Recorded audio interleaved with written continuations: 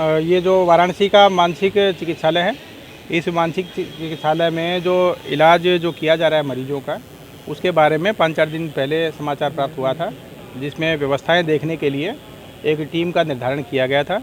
ADM protocol और CMO की team ने बाकायदा कल आके यहाँ पे काफ़ी चीज़ें देखी थी। उनमें जो भी कमियाँ अस्पताल की मिली थी वो आज तक दुरुस्त करने के लिए 24 घंटे का समय दिया गया था। प्राइमरीली इस अस्पताल का जो इलाज करने का स्ट्रक्चर है वो बाकी अस्पतालों से अलग होता है। यहाँ पे रेजिडेंट लोग थ्रू आउट रहते हैं, कई सालों तक रहते हैं। तो यहाँ के जो प्रोटोकॉल और प्रोसीजर है उसमें बेसिक लैब्स ये पाया गया है कि रेगुलर मरीजों का डेली की डेली इंडोर जो होता है इलाज, वो बाकी अस्पतालों के स्ट्रक्चर की तरह नहीं है। वही अडॉप्ट करने के लिए कल निर्देश दिए गए थे। इसके अलावा सारे जो मरीज हैं उनका सारा नए सिरे से स्वास्थ्य परीक्षण कराने के लिए आज पूरी टीम्स लगा के और लगातार फिर बेड हेड टिकट बन के उनका स्वास्थ्य परीक्षण होता रहे, वो इनके प्रोसीजर में नया इनकॉर्पोरेट करवाया गया है। डॉक्टर्स की ड्यूटी जो नाइट शिफ्ट आदि में नहीं लगा करती थी, वो ड्यूटीज़ अब नए सिरे से आज से लगवानी प्रारंभ कराई गई हैं। इसके अलावा कुछ प्रशासनिक चीज़ें थी, उनमें जो कमियां मिली थी वो सारी कमियां ठीक कराई जा रही हैं। अधिकतर कमियां तो आज शाम तक ठीक होंगी, बाकी कुछ है व्यवस्थाओं से रिलेटेड जो चीज़ें हैं वो 3-4 दिन में दूर की जाएगी। सर, लगभग 3 दर्जन मरीज ऐसे हैं जो कि यहाँ स्वस्थ हो चुके हैं। मेडिकल बोर्ड ने उनको स्वस्थ घोषित कर दिया गया है, फिर भी उन्हें जो है यहाँ से अभी तक डिस्चार्ज नहीं किया जा सका, क्या कारण है? ये ही चीज़ें तय करने के लिए आज यहाँ पे डॉक्टर्स की ड्यूटी बाहर से भी लगाई गई है और हमारे जो डॉक्टर्स की ड्यूटी लगा के आज शाम तक सारे स्वास्थ्य परीक्षण करने के बाद जो एनालिसिस आएगा उसके आधार पर निर्णय लिया जाएगा।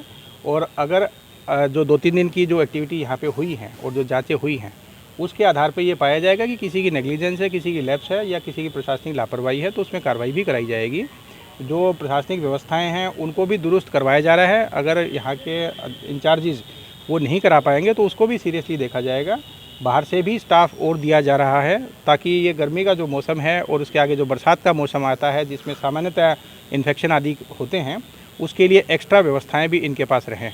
अब तक जो मैन पावर है उसका डिप्लॉयमेंट कैसे किया गया था और कैसे कैसी ड्यूटीज़ लगाई गई हैं, वो सारी प्रशासनिक चीज़ें बाकायदा कमेटी के द्वारा देखी जा रही हैं। प्रशासनिक चीज़ों के अलावा वित्तीय चीज़ों को देखने के लिए एक अलग से जांच कमेटी भी बनाई गई है, जिसमें वित्त विभाग के अधिकारीगण रखे गए हैं। वो सारे भी देखेंगे कि पिछले 1-2 साल में यहाँ पे जो वित्तीय कार्य हुए हैं उसके अनुसार यहाँ पे वो चीज़ें इम्प्लीमेंट हुई कि नहीं हुई। सर, किसी पे कार्रवाई हुई है? जब तक ये सारी चीज़ें पूरी नहीं हो जाती अभी तक कार्रवाई करने का प्रश्न इसलिए नहीं है कि अभी जो जांच रिपोर्ट्स हैं वो अब ऐसे सवाल जो स्थानांतरण नीति है कि नहीं है और 2 दशक से जुड़े हैं कि नहीं जुड़े हैं, ये सब जांच का पार्ट है। मैं बता चुका कि अभी जांच रिपोर्ट पार्शली आई हैं और हमारी प्रायोरिटी ये है कि पहले मरीजों के हित की चीज़ें हो जाएं। कौन यहाँ कितने समय से है आज वो बिंदु नहीं है, वो बिंदु जब प्रशासनिक जाँच कंक्लूड होंगी 3-4 दिन के बाद तब देखे जाएंगे। जो डेथ की आपने बात की है प्राइमा फेसाई, इसमें नेचुरल रीजंस के अलावा कोई बड़े रीज़न सामने नहीं आए हैं जितने पोस्टमार्टम हुए हैं, लेकिन उसके बावजूद भी एक डेथ ऑडिट के लिए टीम बना दी गई है। कल की जो 2 डेथ हुई थी और आज सुबह जो 1 डेथ हुई है, उन 3 की डेथ ऑडिट के लिए अलग से चिकित्सकों की टीम बना दी गई है। प्रथम दृष्टया तो कोई रीज़न ऐसा नहीं आया है सामने कि अननेचुरल कोई चीज़ हो, लेकिन फिर भी क्योंकि ये मामला अस्पताल के रेजिडेंट से जुड़ा हुआ है इसलिए एक टीम गठित की गई है। उस टीम की रिपोर्ट के आधार पे जो भी अगर उसमें किसी की लैप्स पाई जाएगी या कोई ऐसा रीज़न पाया जाएगा जो किसी के कंट्रोल में था और कंट्रोल नहीं किया गया तो डेफिनेटली उस पर भी कार्रवाई होगी। सर, मेरा तो मानना है कि मैं बता चुका कि सब जांच हो रही हैं और एट प्रेजेंट बिल्कुल इमीडिएट उसके तो रीज़न अभी निकल के सामने नहीं आए हैं।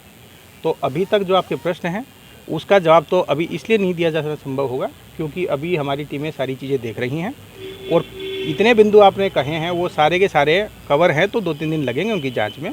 मैं पहले भी कह चुका कि प्रायोरिटी हमारी ये है कि सब मरीजों को इमीडिएट चिकित्सा लाभ मिले। जो मेडिकल प्रोटोकॉल है उसमें जो बदलाव किए हैं उनको लागू करके पहले मरीजों का बेनिफिट हो जाए और जो गर्मी की बात बार बार में मीडिया में आ रही है वो भी पर्याप्त दिखवाई गई है, उसमें कोई चीज़ और इम्प्रूवमेंट करानी हो तो वो हो जाए। ये आदमी क्यों 20 साल से हैं या कोई आदमी की पिटाई हो गई थी उस पर क्या कार्रवाई हो रही है, ये 2-3 दिन के बाद भी हो सकती हैं चीज़ें और ज़रूर होंगी।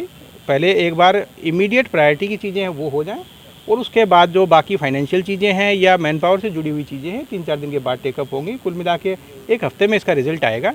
फिलहाल कोशिश ये है कि मरीजों को बेस्ट पॉसिबल ट्रीटमेंट और सुविधाएँ मिलें।